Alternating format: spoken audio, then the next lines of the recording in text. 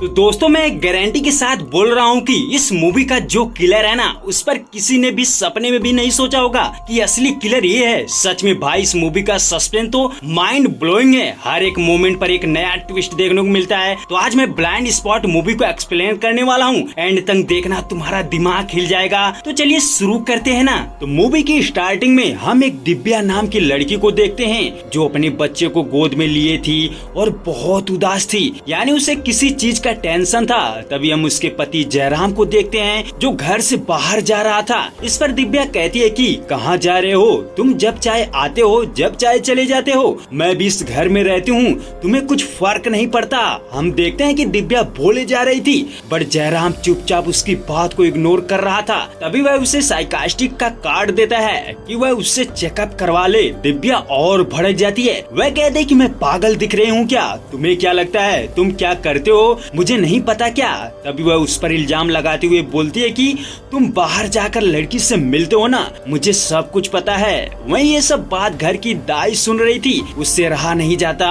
वह दिव्या को चुप रहने को बोलती है। तभी दिव्या गुस्से से उसे थप्पड़ मार देती है। ये देखकर जयराम भी उसे थप्पड़ मार देता है और वहाँ से चला जाता है। अब कुछ देर बाद लक्ष्मी देखती है कि बेबी रो रहा था। वह उसे चुप कराने की कोशिश करती है बट चुप नहीं होता। उसके बाद वह दिव्या को बुलाते हुए उसके कमरे के पास पहुँचती है, फिर भी कोई रिस्पॉन्स नहीं मिल रहा था। तभी वह दरवाजा खोलती है तो देखती है कि दिव्या ने सुसाइड कर लिया था। ये देखकर वह हिल जाती है। वह तुरंत पुलिस को कॉल करती है। उसके बाद एक विक्रम नाम का पुलिस ऑफिसर आता है। वह लक्ष्मी से पूछता है कि बॉडी कहाँ है, तो वह ऊपर कमरे में बताती है। तो जब विक्रम कमरे में पहुँचता है तो इधर उधर चेक करने लगता है। तभी लक्ष्मी से पूछता है कि बताओ यहाँ पर क्या हुआ था। तो लक्ष्मी पहले तो नहीं बताना चाह रही थी बट फोर्स करने के बाद बताती है कि दिव्या मैम और जयराम का झगड़ा हो गया था और उसने उसे थप्पड़ मारा था। बस इतनी सी बात थी। ये सुनकर विक्रम जयराम के बारे में पूछता है तो पता चलता है कि वह फ्लाइट से मुंबई जाने वाला था। तो विक्रम कांस्टेबल रामा राव से बोलता है कि उसको यहाँ पर बुला कर लाओ। तभी विक्रम लक्ष्मी से बताता है कि ये सुसाइड नहीं है, ये मर्डर है। ये सुनकर लक्ष्मी चौंक जाती है। विक्रम पूछता है कि और कौन कौन घर में रहता है। तो पता चलता है कि जयराम का एक छोटा भाई भी था जिसका नाम था आदित्य। तो हम देखते हैं कि आदित्य जो एनआईए की ट्रेनिंग दे रहा होता है। तो जब वह ये बात पता पाता है कि उसकी भाई भी ने सुसाइड कर लिया है तो वह दौड़ता हुआ आता है। विक्रम उससे पूछता है कि तुम इतनी रात कहाँ थे। तो वह बताता है कि मैं एनआईए में काम करता हूँ। उसके बाद आदित्य कहता है कि भाभी सुसाइड क्यों करेगी। तभी विक्रम बताता है कि ये सुसाइड नहीं है, मर्डर है। हालांकि विक्रम को कैसे पता चला कि ये मर्डर है, तो इसका रीजन ये बताता है कि उसका कहना था कि बॉडी के पाँव पर जख्म है और गर्दन पर भी चोट का निशान है और अगर सुसाइड करती तो वह साड़ी या दुपट्टा यूज करती, रस्सी ढूंढने नहीं जाती। तो कुछ इस तरह विक्रम उसे मर्डर डिक्लेयर करता है। वह विक्रम ने फॉरेंसिक टीम को इन्फॉर्म किया था बट बारिश की वजह से वह बीच में ही फंस गए थे जिससे देरी हो रही थी। तो विक्रम कहता है कि जब तक फॉरेंसिक टीम ना आ जाती तब तक कमरे को सीज कर दो और किसी को भी ऊपर मत जाने देना। अब कुछ समय बाद वहाँ पर जयराम आ जाता है। विक्रम उससे पूछता है कि तुम 8 बजे से 2 बजे तक कहाँ थे। तो वह कहता है कि एयरपोर्ट पर। तो विक्रम कहता है कि सोच लो तुम सही बोल रहे हो ना। तो वह कहता है कि हाँ। हालांकि लक्ष्मी ने विक्रम से बताया था कि बीच में जयराम सर घर में आए थे। तो विक्रम लक्ष्मी से कहता है कि तुम बताओ। तो लक्ष्मी कहती है कि हाँ मैंने इन्हें देखा। तो इस पर जयराम कहता है कि मैं जरूरी डॉक्यूमेंट भूल गया था इसीलिए उसे लेने आया था बट 1 मिनट में चला गया था। तो लक्ष्मी कहती कि मैंने इन्हें सिर्फ आते हुए देखा था, जाते हुए नहीं। ये सुनकर जयराम और घबरा जाता है। वह कहता है कि मैं सच बोल रहा हूँ, 1 मिनट से ज्यादा नहीं रुका था, मेरा यकीन कीजिए। तभी आदित्य उन्हें याद दिलाता है कि बाहर एक सीसीटीवी कैमरा लगा हुआ है, हम उसमें देख सकते हैं। तब उस सीसीटीवी कैमरा को चेक किया जाता है। उसमें देखते हैं तो सच में जयराम 2 मिनट के अंदर ही चला गया था। तो आदित्य कहता है कि 2 मिनट में इतना कुछ होना इम्पॉसिबल है। उसके बाद विक्रम लक्ष्मी से पूछता है कि तुमने बॉडी कब देखी थी। तो वह कहते हैं कि 2 बजे। वहीं पुलिस को कॉल किया था 2:05 पर। तो विक्रम कहता है कि तुमने पुलिस के अलावा किसी और को कॉल किया था ना। तो वह कहती है कि नहीं। अब विक्रम उसे बातों बातों में फंसाता है। वह कहता है कि अगर किसी घर में कुछ होता है तो सबसे पहले घर के मालिक को बुलाया जाता है, पर तुमने तो उसके पति को कॉल ना करके हमें बुलाया, लगता है कुछ तो गड़बड़ है। तभी फोर्स करने पर लक्ष्मी कहती है कि जी हाँ, मैंने सबसे पहले सर को ही कॉल किया था, उनको बताया था तो उन्होंने बोला कि तुम पुलिस को कॉल करो, जब मेरे बारे में पूछे तो कह देना कि वह नहीं है। तभी विक्रम गुस्से से जयराम से पूछता है कि तुमने फिर झूठ क्यों बोला, आखिर ना जानने का नाटक क्यों किया। तो इस पर जयराम बताता है कि उसका उसकी वाइफ के साथ झगड़ा हो गया था, उसने उसके ऊपर हाथ भी उठाया था, इसीलिए वह सोचा कि कहीं मेरी वजह से तो वह सुसाइड नहीं कर ली, इसलिए वह झूठ बोलता है। अब विक्रम लक्ष्मी से कहता है कि कोई भी दाई अपने मालिक को बचाने के लिए इतना कुछ तो नहीं करेगी, लग रहा है तुम दोनों में कुछ संबंध है ना। तो जयराम मना करता है, बट लक्ष्मी बताती है कि हाँ, हम टच में थे, बट हमने मर्डर नहीं किया है। तभी विक्रम घर में ही एक फोटो देखता है जिसमें एक बच्चा था, तो वह पूछता है कि ये बच्चा किसका है। तो बताया जाता है कि वह जयराम की पहली वाइफ का। दरअसल वह एक स्पेशल बच्चा था, उसकी माँ के मरने से वह बहुत दुखी था और शांत रहता था, वह कमरे में ही बंद करके रहता था। तो जब विक्रम को पता चलता है तो वह दौड़ते हुए कमरे में जाता है, तो वह देखता है कि बच्चा ड्राइंग बना रहा था। विक्रम उससे धीरे धीरे दोस्ती करता है, फिर बोलता है कि तुम कितने बजे सोते हो। तो बच्चा बोलता है कि 10:30 बजे। इस पे विक्रम कहता है कि तो फिर आज क्यों जगे हो। तो पता चलता है कि जब वह सो रहा था ना, तो नीचे बेबी रो रहा था, जिससे उसे नींद नहीं आ रही थी, इसीलिए वह नीचे जाता है तो देखता है कि कोई नहीं था, फिर ऊपर आकर सोने जाता है, बट उसे फिर भी नींद नहीं आ रही थी। तभी विक्रम के दिमाग में ये आता है कि लक्ष्मी ने बोला था कि वह घर से बाहर नहीं गई थी, बट बच्चा तो बोल रहा है कि नीचे कोई नहीं था, तो उसे लक्ष्मी पर शक हो जाता है। वह तुरंत नीचे आता है और लक्ष्मी पर इल्जाम लगाता है, लेकिन लक्ष्मी बताती है कि उसका घर पास में ही है, तो उसकी एक बेटी थी, उसी से मिलने गई थी। ये सुनकर विक्रम कहता है कि अच्छा, तुम्हारी बेटी को बुलाता हूँ। तो विक्रम कांस्टेबल से उसकी बेटी को लाने को बोलता है। कुछ समय बाद वहाँ पर उसकी बेटी आती है, तो सबसे पहले उसका नाम पूछता है, जो था मानसी। विक्रम कहता है कि बताओ यहाँ पर क्या हुआ था। तो वह कुछ नहीं बोलती। तभी वह सारा इल्जाम उस पर लगाता है और मानसी को ही कातिल बताता है। ये सुनकर सभी बोलते हैं कि आप ऐसा कैसे कह सकते हो, ये कैसे मार सकती है। तभी विक्रम उसके कान की बाली से गिरा मोती दिखाता है, जो पहले ही क्राइम सीन पर पाया था, और वह उसके गर्दन पर चोट का निशान दिखाता है। इससे साबित होता है कि मानसी ने ही दिव्या को मारा था।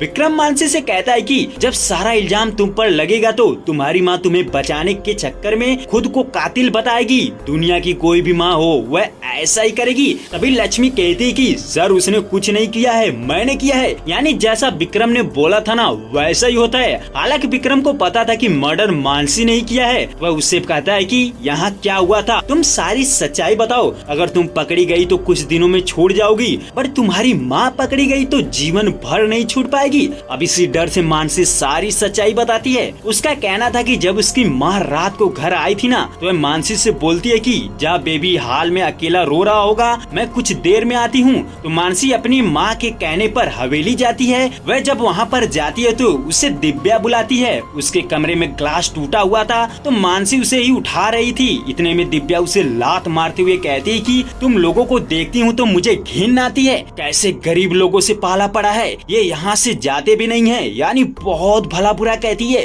ये सुनकर मानसी बहुत गुस्से में थी, तो वह भी लड़ पड़ती है। दोनों लड़ने लगते हैं। तभी मानसी उसे धक्का देती है, वह दीवार से टकरा जाती है और मर जाती है। तो मानसी घबरा गई थी। वह जब अपने घर आती है तो अपनी माँ से कहती है। उसकी माँ तुरंत उस हवेली में जाती है। वह देखती है कि दिव्या सच में मर चुकी थी। लक्ष्मी पूरी तरह से डर चुकी थी। हालांकि मानसी ये भी बताती कि दिव्या उसकी माँ को बहुत सताती थी। वह कहती है कि मैं जब स्कूल जाती थी तो मुझे बहुत चिढ़ाया जाता था, क्योंकि उसका बाप नहीं था। तो मानसी शर्मिंदा थी। एक दिन वह अपनी माँ से जबरदस्ती पूछती है कि बताओ मेरे पापा कौन है, और अपना हाथ काट लेती है। अब लक्ष्मी से पता चलता है कि उसके पापा जयराम हैं। ये सुनकर मानसी बहुत खुश होती है। वह हवेली जाकर उनकी खूब सेवा करती है। बट दिक्कत ये थी कि दिव्या इन लोगों से बहुत जलती थी। वह रोज ताना मारती थी और इनका जीना हराम कर दी थी। इसीलिए उस दिन मानसी गुस्सा में थी और उसको मार डाला। वेल मानसी और उसकी माँ को पकड़ लिया जाता है। वहीं बॉडी को फॉरेंसिक लैब ले जाते हैं। वहाँ कुछ शॉकिंग पता चलता है। डॉक्टर उन्हें बताता है कि मानसी ने जो धक्का दिया था ना, उसकी वजह से दिव्या के सर में चोट लगी थी। वह बहुत छोटी सी चोट थी, उससे कोई भी नहीं मर सकता।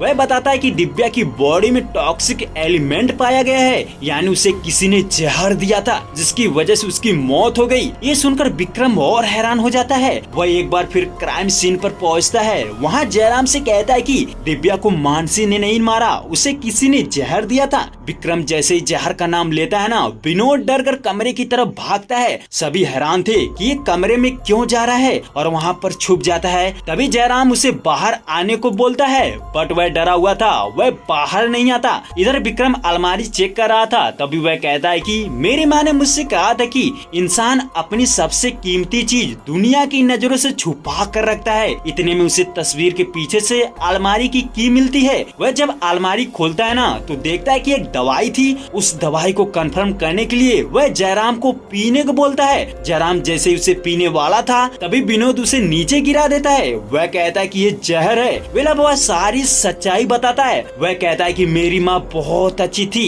वह मुझे बहुत प्यार करती थी, बट कैंसर की वजह से वह मर गई। और जब पापा ने दूसरी शादी की तो वह थी दिव्या। दरअसल दिव्या विनोद को मानती नहीं थी, उसे हर समय डांटती रहती थी और उसके पिता से भी झगड़ा करती रहती थी। वहीं एक दिन उसकी माँ की तस्वीर भी तोड़ दी थी, जिससे विनोद उस पर गुस्सा था। फिर जब आज की रात दिव्या लक्ष्मी से पानी मांगती है तो लक्ष्मी तो अपने घर चली गई थी, इसीलिए विनोद मौके का फायदा उठाकर जूस में दवा मिला देता है, जिससे वह मर जाती है। तो कुछ इस तरह विनोद ने दिव्या को जहर देकर मारा था। तो आगे देखते हैं कि छोटा बच्चा होने की वजह से उसे छोड़ दिया जाता है। उसके बाद विक्रम पुलिस स्टेशन पहुंचता है। वह जैसे ही वहां बैठता है तो तभी फॉरेंसिक डॉक्टर उसे बुला लेता है। वहीं आदित्य भी मौजूद था। तो डॉक्टर बताता है कि तुमने जो दवा दी थी ना, उसमें किसी इंसान को मारा नहीं जा सकता। I mean, वह पॉइजन नहीं है। तो डॉक्टर कहता है कि दिव्या की बॉडी में एक रेयर ड्रग्स पाया गया है जो स्लो पॉइजन की तरह काम करता है, यानी जिसे भी ये ड्रग्स दिया जाएगा ना, 4 से 5 घंटे में वह आदमी मर जाएगा। डॉक्टर का कहना था कि ये वेल प्लान मर्डर है, ये किलर बहुत शातिर है, उसने बहुत सोच समझ के ये मर्डर किया है, तुम लोग भी उससे सावधान रहना। ये सुनकर विक्रम चौंक जाता है, क्योंकि जब भी इन्वेस्टिगेशन खत्म होती तभी कुछ न कुछ ट्विस्ट सामने आता। वह परेशान हो चुका था। अब वह एक बार फिर क्राइम सीन पर पहुंचता है। वहाँ उसे जयराम का पड़ोसी मिलता है। वह बताता है कि मैंने उस दिन किसी को यहाँ तो आते हुए देखा था, उसने ब्लैक कोट पहना था और वह फिट भी था। अब वह हैरान थे कि ये कौन हो सकता है। तभी पड़ोसी बोलता है कि मेरे घर पर सीसीटीवी कैमरा लगा है, शायद उसमें रिकॉर्ड हुआ हो। तो वह जल्दी से उस सीसीटीवी कैमरा के पास जाते हैं। वहाँ देखते हैं तो सच में उस रात घर में कोई खिड़की से अंदर घुसा था और कुछ समय बाद उसी रास्ते से बाहर आया था। ये देखकर विक्रम कहता है कि जब तक असली कातिल पकड़ा नहीं जाता तब तक तुम लोग शहर छोड़कर नहीं जा सकते, क्योंकि केस दिन ब दिन क्रिटिकल होता जा रहा है। मुझे किसी पर भरोसा नहीं। तो विक्रम तब से जितने भी सस्पेक्ट थे ना, सब पर नजर रख रहा था कि वह कहाँ जा रहे हैं, किससे मिल रहे हैं। उसके बाद एक दिन अचानक पता चलता है कि फॉरेंसिक लैब को किसी ने बुरी तरह जला दिया था और सारे एविडेंस भी जल चुके थे। विक्रम परेशान था। तभी उसे वहीं से जला हुआ कागज का टुकड़ा मिलता है जिसमें आदित्य की पिक्चर थी। विक्रम कांस्टेबल से कहता है कि असली किलर मिल गया, यानी उसके हिसाब से आदित्य था असली किलर। तभी वह एक आदमी से कहता है कि मैं एक नंबर भेज रहा हूँ, उसका लोकेशन ट्रेस करके बताओ। वह लोकेशन पता करने के बाद विक्रम आदित्य के घर जाता है। वहाँ वह चोरी से अंदर एंटर करता है। वहीं जब ऊपर जाता है तो आदित्य भी वहीं पर था। दोनों में खूब लड़ाई होती है, बट आदित्य विक्रम को मारकर एक चैम्बर में बंद कर देता है और फिर उससे कहता है कि विक्रम तुम इतनी आसानी से किलर को ढूंढ लोगे, मैंने सपने में भी नहीं सोचा था, मुझे तुम पर गर्व है। तभी वह कहता है कि लेकिन एक चीज तुम बता नहीं पाए, असली कातिल मैं नहीं हूँ, कोई और है। और फिर आदित्य को बताता है। ये सुनकर आपके होश उड़ जाएंगे। वह विक्रम से कहता है कि असली कातिल मैं नहीं तुम हो। ओ भाई साहब, ये था असली ट्विस्ट, यानी असली कातिल तो विक्रम था जिसे कोई सपने में भी नहीं सोच सकता था। बट सवाल है कि आदित्य को कैसे पता चला कि किलर विक्रम है। तो देखिए, आदित्य का कहना था कि पहले वह सोचता था कि किलर घर का ही कोई एक सदस्य होगा, बट उसने जब सीसीटीवी कैमरा में उस शख्स को देखा तो वह समझ आया कि किलर बाहर का है। वह कहता है कि मैंने उस समय तुम्हें नोटिस किया कि तुम्हारे हाथ में घड़ी होने के बावजूद भी तुम घर की वॉच में टाइम देख रहे थे। फिर एक दिन उसे एक वॉच की दुकान पर देखा, जिससे समझ आया कि उसकी वॉच 10:30 बजे रुक गई थी। वही वह दिव्या के घर जाता है तो वहाँ उसके बॉक्स से विक्रम का लेटर पाता है। अब शक यकीन में बदल चुका था। तो आदित्य उसकी वॉच का पिन फॉरेंसिक के पास भेजता है, जिससे रिपोर्ट में पता चलता है कि इसी वॉच के पिन में ड्रग लगाकर दिव्या के अंदर इंजेक्ट किया गया था। तो कुछ इस तरह विक्रम को किलर प्रूव कर देता है। ये सुनकर विक्रम शॉक्ड था। अब आदित्य उससे पूछता है कि बस एक सवाल का जवाब मुझे नहीं पता, अच्छा बताओ तुमने दिव्या को क्यों मारा। अब विक्रम सारी सच्चाई बताता है। उसका कहना था कि जब वह छोटा था तो लोगों से सुना था कि वह पढ़ाई करके सब कुछ बदल सकता है, क्योंकि वह बहुत गरीब था। अचानक एक दिन उसकी माँ उसको छोड़कर चली जाती है, मर जाती है। विक्रम बहुत दुखी रहता था, बट जब से दिव्या उसकी लाइफ में आई थी ना, तब से वह बहुत खुश था। वह दोनों एक दूसरे से बहुत प्यार करते थे। बट एक दिन उसका सिलेक्शन पुलिस में हो जाता है। वह ट्रेनिंग के दौरान सबसे बेस्ट था, तो उसका ट्रेनिंग आईजी उसे देखकर बहुत खुश होता है और उसको अपनी बेटी से शादी का ऑफर देता है। तो विक्रम अपने प्यार और जिंदगी में अपनी लाइफ को चूज करता है। वह आईजी की बेटी से शादी कर लेता है। वहीं एक लेटर लिखकर दिव्या से माफी मांगता है, बट दिव्या उसे भूल नहीं पाई थी। वह बार बार फोन करके उसे परेशान कर रही थी। एक दिन ऐसा हुआ कि उसने बोला कि अगर तुम 1 घंटे में नहीं आए तो सारी सच्चाई सबको बता दूंगी। इससे विक्रम घबरा गया था। वह सोचता है कि मेरे बारे में मेरी बीवी को पता चल जाएगा, इसीलिए वह ड्रग्स का एक ड्रॉप वॉच के पिन में लगाकर उसके घर जाता है। हालांकि उस समय एक रेड के दौरान उसने एक खतरनाक ड्रग्स पाया था। वह चोरी से दिव्या के कमरे में जाता है और उस ड्रग्स को उसके अंदर इंजेक्ट कर देता है। फिर 4-5 घंटे के अंदर मारी जाती है। वेल उसके बाद उसने पुलिस स्टेशन में खुद रुककर कॉल रिसीव किया और जब उसके घर गया तो देखा कि बॉडी ऊपर लटक रही थी। तो उसे समझ आ चुका था कि लगता है कोई बॉडी को लटका कर सुसाइड दिखाने की कोशिश कर रहा है। तो विक्रम उस किलर को ढूंढकर उसे फंसाना चाहता था, बट आदित्य ने उसका पर्दाफाश किया। तो कुछ इस तरह विक्रम खुद ही किलर था और खुद ही केस को इन्वेस्टिगेट कर रहा था। तो सोचो कोई ऐसा सोच सकता है क्या किलर यही था।